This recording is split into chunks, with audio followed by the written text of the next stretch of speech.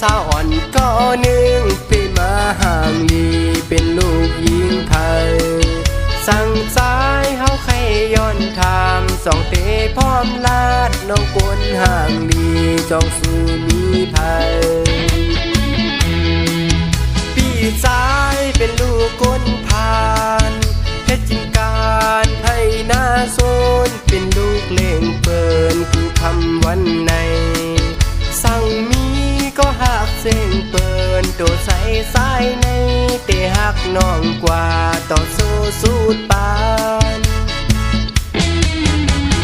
ก็เป็นลูกก้นพาน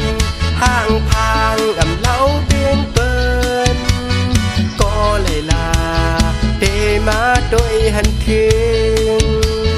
ยิ่งน้องเอ๋ยสองตีหักสายไหลสั่งสายขย้อนหักใน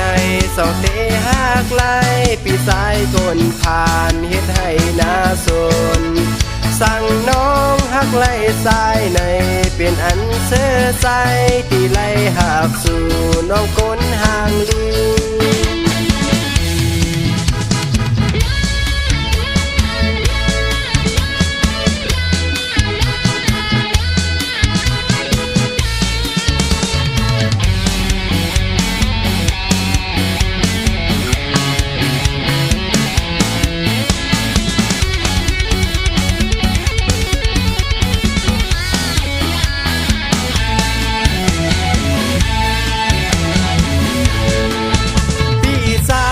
เป็นลูกก้นพาน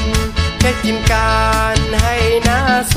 นเป็นลูกเล่งเปินกูคำวันในสั่งนี้ก็หักเส้นเปินโจใส่สายในเกี่ยหักน้องกว่าต่อโจสู้ปานอ่านหักสู่อำปล่อยพาตั้งไหลเตหักสู่ต่อถึงใจป่อหายหักสู่